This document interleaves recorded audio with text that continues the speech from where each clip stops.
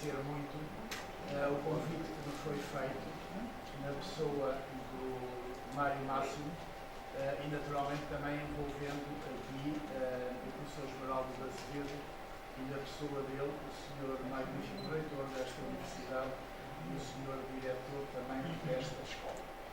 Queria saudar todos os presentes e pedir que me releve na circunstância que eu tive a oportunidade de dar conta ao doutor Mário Máximo da impossibilidade depois da minha intervenção e convido-os verdadeiramente engabilhados de poder estar convosco como era meu desejo. Este fórum da lusofonia, que tem o título Debates da Lusofonia, reporta-nos para o mundo atual e nele para o momento que estamos a viver. Momento esse, no ciclo dessa vivência, que tem a ver com uma nova etapa do desenvolvimento da história da humanidade, que é a globalização. Eu queria fazer notar que este ciclo é um ciclo recentíssimo, com um pouco mais de 28 anos, uma vez que o início dele se deu com a inclusão de um dos polos da bipolaridade, que foi a ex-União Soviética. E a partir daí, o que é que se passou na realidade?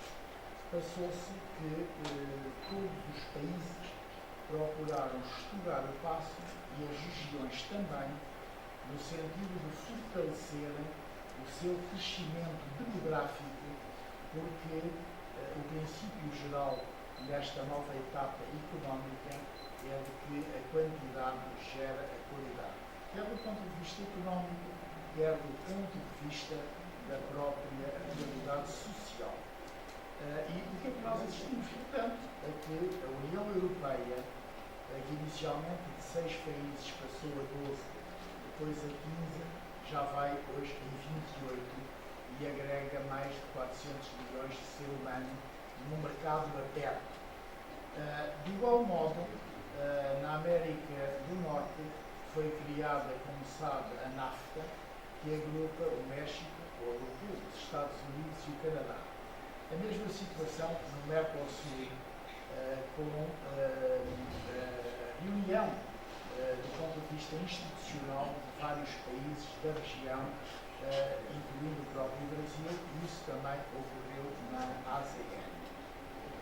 Esta nova realidade impulsionou de uma forma de facto muito visível e que hoje perpassa no nosso cotidiano uma evolução tecnológica invulgar, de tal sorte que assistimos à liberdade de circulação de pessoas e bens como antes não existiam, e dentro delas à irrupção de novos países emergentes que pretendem ter uma hegemonia à escala internacional.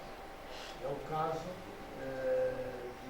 da China e da própria Índia, para não falar em países como o próprio Brasil e a África do Sul, naquilo que se denominou os países. Neste quadro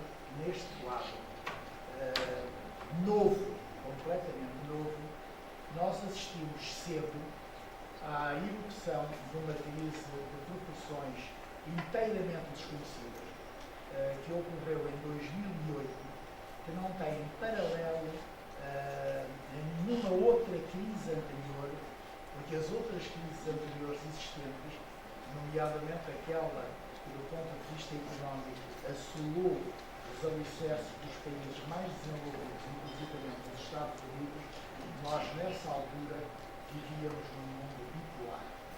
Portanto, nós tivemos uma crise de contornos inovadores, completamente inovadores, sem experiência comparável no passado e sob um ritmo avassalador de uma nova realidade. Realidade que nos surpreende todos os dias. E hoje, para dar um salto significativo, nós assistimos a pulsões nacionalistas de par com pulsões de tendências globalizantes que estão digamos, em conflito. Vamos ser completamente claros a esse nível e que ainda agora, nas declarações de estadistas nos Estados Unidos da América, a propósito de uma cimeira sobre o ambiente, vieram tomar a luz. A primeira nota que eu vos queria falar e chamar a atenção, se lhe é possível, é que essas posições nacionalistas são posições perigosas e nada têm a ver com posições patrióticas. As posições patrióticas são posições que têm a ver com a identidade dos países, com a alma deles, com projetos de futuro, mas alicerçados na memória. As posições nacionalistas são a negação disso tudo, porque são respostas a anseios embrionários das pessoas que se lhes dá fogo e impulsionam, portanto, caminhos desconhecidos. E neste mundo novo e incerto, por isso mesmo, não é difícil criarem-se posições nacionalistas. Os seres humanos funcionam em função dos patamares das necessidades que possam ver satisfeitas. Se numa aldeia do interior da África eu não tiver eletricidade, é inútil, completamente inútil, nem tenho essa ambição de ter um frigorífico elétrico. Porquê? Porque a necessidade, a resposta à exigência desse frigorífico está em desacordo com a evolução tecnológica desse mundo. Ora bem, as pulsões nacionalistas, ao exacerbarem reações primárias das pessoas, sob o signo da defesa, muitas vezes, do próprio emprego, criam situações que aparentemente respondem às preocupações dos cidadãos na defesa dos seus próprios interesses. É isso que nós assistimos, portanto, aparentemente na defesa dos seus próprios interesses. É isso mesmo que nós assistimos nestes processos migratórios dos países, dos povos do norte da África relativamente à Europa, por parte dos cidadãos dos países europeus, tocados pela necessidade de respostas a empregos que começam a escassear, também fruto desta evolução tecnológica, e tendo o futuro, rejeitam completamente que a abertura das fronteiras possa ter lugar. E assistimos, por isso mesmo, à gestação de mecanismos de natureza rássica e xenófoba.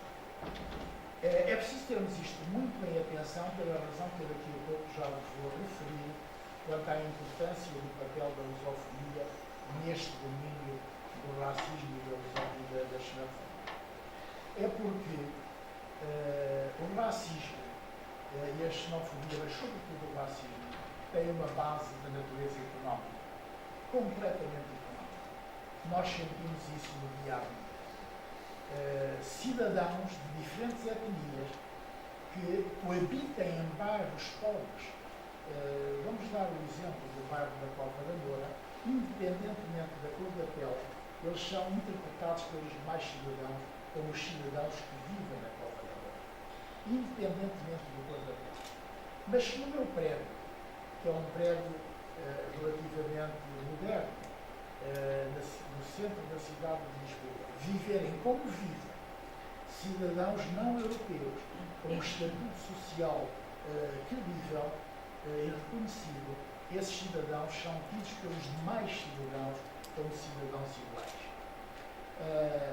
Ora bem, os nacionalistas e as concepções nacionalistas, ao subverterem a razão científica desta postura de avaliação do ser humano na igualdade e das diferenças que marcam qualquer ser humano por efeito da razão da económica, jamais perceberão porque é que num país como foram os Estados Unidos e como são os Estados Unidos, Obama tivesse sido eleito com uma percentagem esmagadora nos estados que ontem eram estados raciais, como a Geórgia, por exemplo, e outros.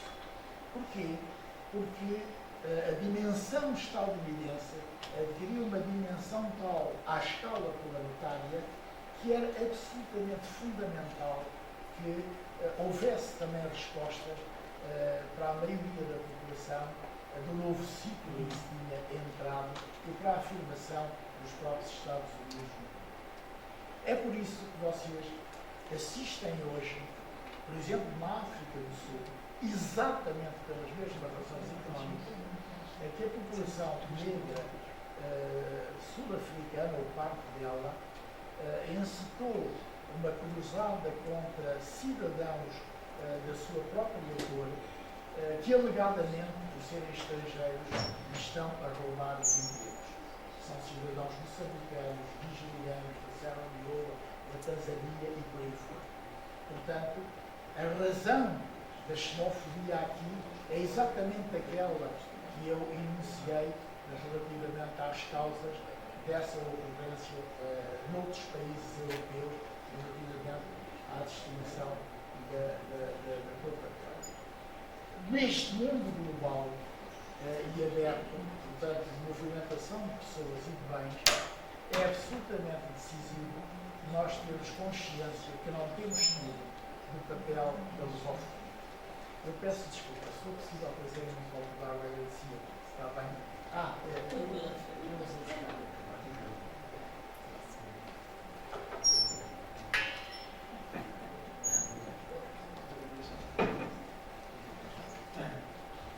Vocês desculparem-me, mas se vocês repararem, a agenda da lusofonia não está na agenda dos partidos políticos portugueses. Eu tenho visto todos os dias, todos os debates que se desenvolvem nas televisões a propósito das próprias eleições. Não há um único país que tenha colocado como questão muito importante neste mundo aberto e mais do que importante, decisiva para o futuro da questão da lusofonia. Nem sequer o partido do governo, nem sequer o partido do governo. Apesar de procurar dizer que no próximo mandato governativo, se forem eleitos, acabarão por concretizar a próxima cimeira União Europeia-África. Apesar disso, mas não há uma palavra na agenda. Reparem nisso, e não é questão menor esta situação, é uma questão muito importante. Ou seja, nós, sinceramente, estamos a debater questões não estratégicas sobre o futuro do país. Estamos a discutir a mercearia. E isso vai ser pago com óleo, com língua de fora, a prazo. Porque nós não somos isso. Nós, lusófonos, não somos isso. E não somos isso porquê? Porque nós somos países que fazem fronteira com o mar. Isto não é uma questão menor. Todos eles. Nenhum país do nosso deixa de fazer fronteira com o mar. Numa altura em que se discute nas Nações Unidas o alargamento das zonas económicas exclusivas dos países, a concretizar-se o projeto que está em cima da mesa, não há razão nenhuma para não se concretizar, a zona económica exclusiva de Angola vai tocar com a zona económica exclusiva do Brasil. E nós passaremos a ser, em todas estas zonas económicas exclusivas, para não dizer a zona económica exclusiva marítima de Portugal, por ser da Madeira e dos Açores, vai ter uma dimensão absolutamente brutal. Nós passaremos a ser das zonas económicas exclusivas mais relevantes à escala planetária. As condições que essas zonas económicas exclusivas têm, do ponto de vista do mar e do subsolo no mar, são ainda desconhecidas. Mas já dá para ver que têm riquezas intraduzíveis. E já dá para ver outra coisa, para quem tem olhos para ver e olha para o globo, não na mercearia da discussão pequena, mas na dimensão do futuro. Que todo o comércio internacional mais importante se faz por via marítima. Todo o comércio internacional mais importante se faz por via marítima. E o que isso representa para os nossos países, que têm esta fronteira brutal com o mar, é intraduzível. Não tem preço, porque é um preço muito positivo e é um preço real, muito relevante. A que chega a isto, nós falamos de facto. quarta língua mais falada do mundo e somos a primeira língua mais falada do Atlântico Sul. Isto é uma riqueza não apenas de entendimento entre os nossos povos. Isto é uma riqueza brutal do ponto de vista económico. E quem compreendeu isto como ninguém foi a China. Porque como a China olhou sempre para o futuro, sempre percebeu que Macau é a plataforma, por falar oficialmente também o português, da cidade com ligação a todos os países do mundo. E criou, no fundo, não negligenciável, de 2 mil milhões de dólares para o relacionamento com os demais povos e países através de parcerias económicas. E, portanto, se isto é assim, nós devemos pelo menos parar um bocadinho e ver se devemos ou não articular esforços mais aprofundados entre os nossos países. Até porque a realidade não impõe. Olhando para a CPLP, ela é a única instituição mundial que conseguiu agregar todos os países que falam a mesma língua. Não há outra. Eu repito muito isso para entrar na ideia das pessoas. Por exemplo, a Commonwealth jamais terá os Estados Unidos como parceiro. A Bélgica, que foi um país colonizador, não tem nada equivalente. A Alemanha, que também colonizou a África e que depois deixou os territórios que colonizou depois da Primeira Guerra Mundial, também não tem nada de semelhante. A própria francofonia não tem nada de semelhante ao que se passa em Portugal. E foi aqui o Sr. Professor Iben que referiu a criação na luta contra o regime anterior, feita por todos os povos, incluindo pelo povo português, que estava sujeito ao mesmo regime opressor. E, portanto, nós não temos nenhuma razão para ser complexados relativamente aos demais povos de língua portuguesa, porque lutamos como eles, não aceitando o regime anterior. E 25 de abril foi isso que fizemos. Todos os países ascenderam à independência e nós para a reconquista da liberdade. Portanto, não há razão nenhuma para termos qualquer tipo de complexo. Eu, pelo menos, nunca estive, nem terei. E sempre que me falam disso, eu rejeito completamente. É por isso que homens sábios, que tiveram uma dimensão de facto militar, como Mário Pinto de Andrade e outros, homens de cultura, quando criaram a Comissão, o Conselho das Organizações das colónias portuguesas, foi aqui referido pelo Sr. Professor, eles avisadamente disseram que o povo português nunca foi adversário dos povos de língua portuguesa. Pelo contrário, foi um aliado. Isso é verdade, disse no 25 de abril. O regime era o mesmo regime opressor. Postas as questões neste termo, quer do ponto de vista económico, quer do ponto de vista social, quer do ponto de vista político, quer do ponto de vista da dimensão do mundo, nós temos todas as razões possíveis e imaginárias para estreitarmos estas relações no quadro da CPLP. Todas. Nos últimos tempos, tem havido um esforço num país e de dirigentes clarividentes de Cabo Verde. Tem havido, de facto, que querem institucionalizar de uma forma ainda gradativa a liberdade de circulação de pessoas e bens no nosso espaço. Não com a abertura total, que isso é impensável no princípio, mas com passos seguros que legitimem, que se crie também um mecanismo idêntico ao que há para os jovens universitários europeus de circularem no espaço europeu e, neste caso, no espaço da lusofonia, para os docentes universitários também, para os cientistas, para os cultores da língua portuguesa, escritores e homens do espetáculo, e isso seriam passos de gigante que estão aqui embaixo. Se isso será feito e como será feito, vamos ver. Mas há vontade política de levar a efeito, digamos, a concretização disto será um avanço.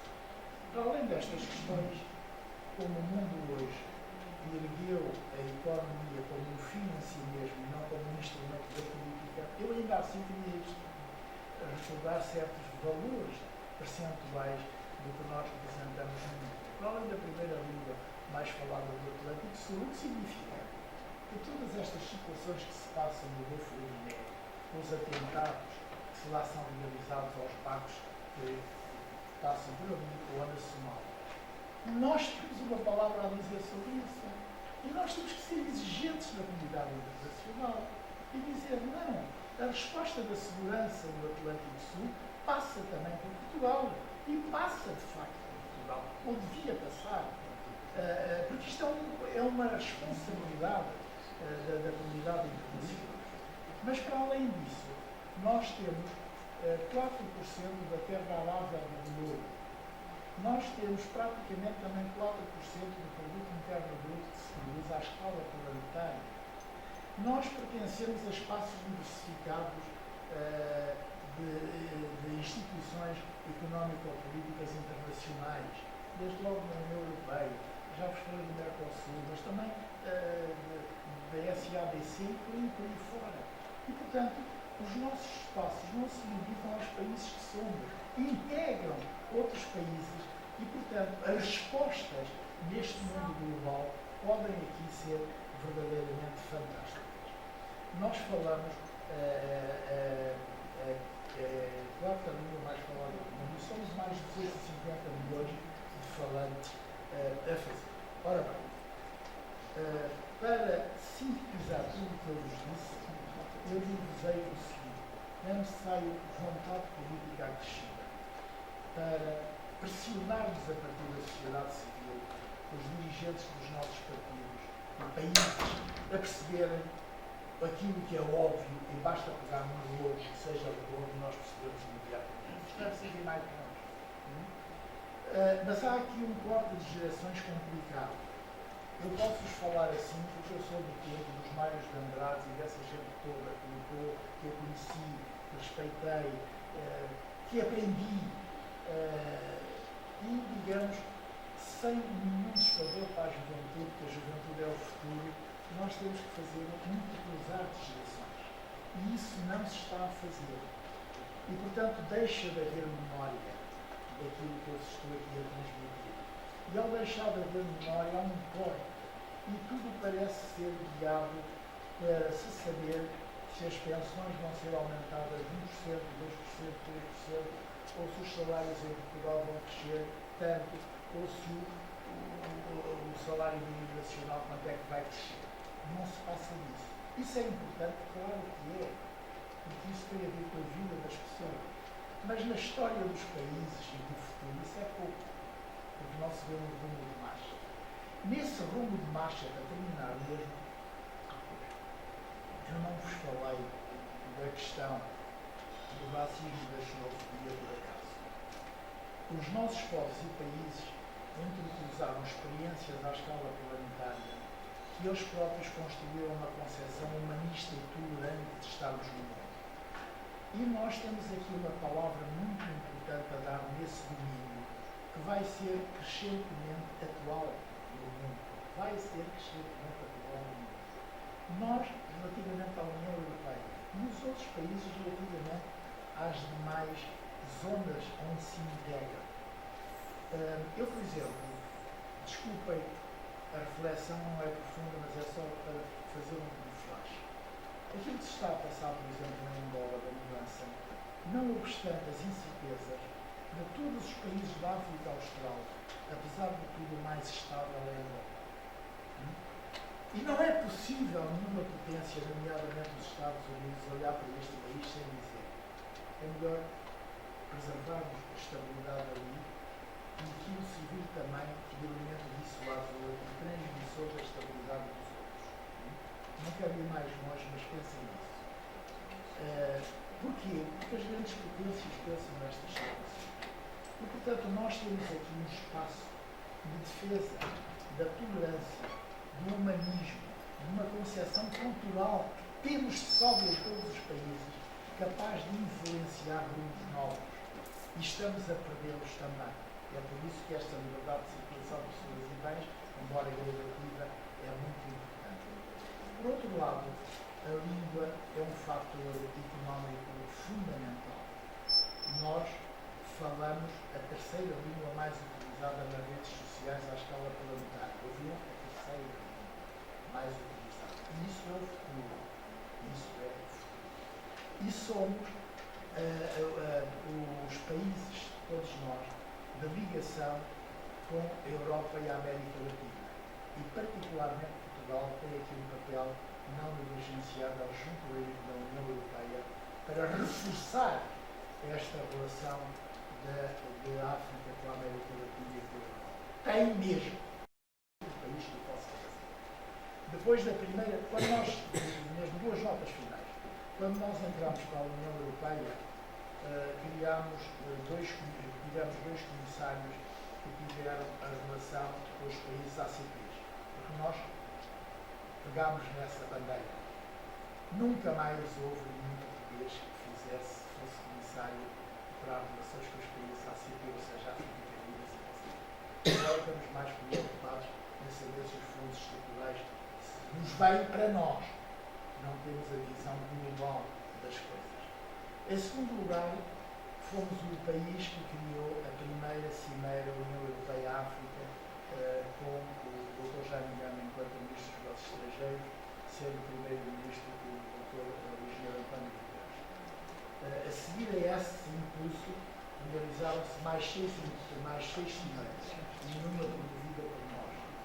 Finalmente, parece que no próximo mandato nós vamos realizar essa cimeira. Mas eu não vejo, como isso já está perto, qualquer preocupação da sociedade civil, qualquer preocupação em chamar os mais velhos, chamar os entendidos para saber como é que estas questões se podem ser tratadas.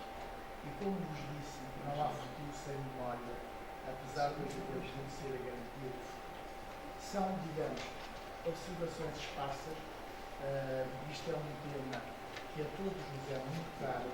Podíamos estar aqui a falar horas a fio, mas eu não queria consumir a vossa paciência e, por outro lado, tenho mesmo limites por razões que tive a oportunidade de explicar aqui ao Sr. Professor, que são insuperáveis, que têm a ver com uma pessoa muito querida da minha família que está doente. Eu não posso deixar um dia mesmo ao hospital e falo.